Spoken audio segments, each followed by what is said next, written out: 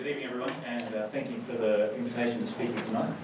I wanted to talk to you tonight about some of the implications of working in an era where one of the things that we're missing is this idea of attention being at a deficit.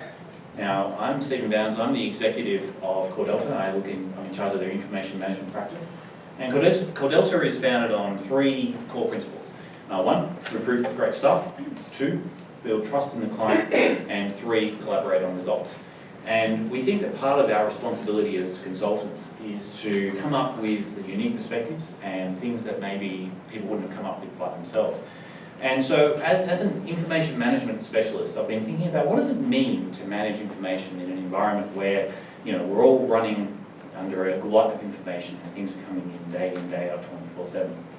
So broadly speaking, we've had 4 eras in terms of history. We've had the agricultural economy, we've had the industrial economy, the information economy, and now increasingly people are talking about the attention economy. And what does the attention economy mean? Well, the idea is that we have things that are scarce. Originally it was scarcity of land, then scarcity of capital, scarcity of information, and now we have to start doing silly things to get people's attention. And what does it mean to talk about scarcity of attention? What does it mean to grab people's attention? So, for those who don't follow US politics, good idea. For those who do, you're probably familiar with this tweet. Donald Trump came out with this tweet that was literally content free. It actually means literally nothing. And yet, 122,000 people at any given point in time were trying to figure out what he was talking about. The US president obviously commands a lot of attention, and Donald Trump in particular is a master of grabbing people's attention.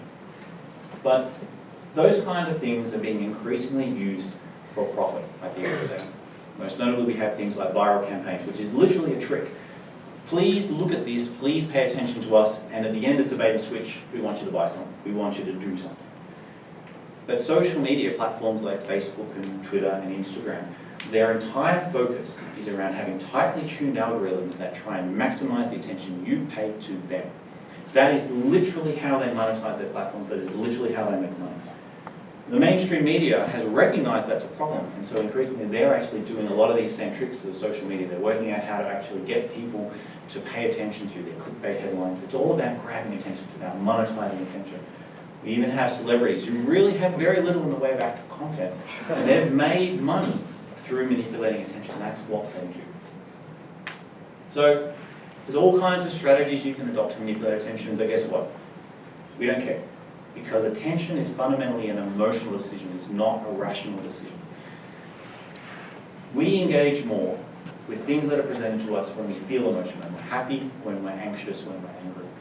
We know that in part because people are actually sharing information, they're making decisions based on just what they feel, not on what they actually understand. 60% of articles are shared on social media just by people who look at a headline and a summary. They never read the article itself. If people actually open up the article, they might read half on average. We know that if you actually show an animated picture or you show a video, you get more engagement. And if you're wondering whether this is true, the fact of the matter is two things. One, those sources down the bottom make you feel better, but none of you are going to look them up. And number two, you've already decided whether I'm talking the truth or rubbish based on what I'm presenting to you now. You're not actually thinking about it intellectually. You've made an emotional connection to this, either positively or negatively. That's what it means to gain attention. But that's all social media, that's all this fluff in marketing, right? Well, no. If you're running a business, you are competing for attention of the people who are your customers, who are your internal employees, every single day. The average person gets 121 emails per day on average. And every time they see a name, a subject, and maybe one line if you're lucky, that is the headline they see. That is the decision they make when they're determining whether to engage further with your content. So there are 5 heuristics for attention that you need to think about whenever you're trying to get people to either listen to what you're saying or to do something specific. Can I see it? If I don't see what you're showing me, it doesn't matter what else is there. I'll never even engage with you in the first place. Do I trust that what you're saying is relevant, meaningful, and useful? Does it impact me personally? Do I understand that what you're saying makes a difference? Do I care from a broader perspective, either social or political or some other message that seems matters to me? And are you making it easier or hard to engage with what I'm actually trying to put in front of you? That's what the attention economy is all about. But I want to leave you tonight on a positive note. And often attention and manipulation is seen as a tricky or an unethical thing to do, but I'd like to tell you that it is possible to do ethical attention management. And there's 5 principles. Invest in taking trust, useful accurate headlines, more signal, less noise, respect people's time and make what you want in. Thank you very much.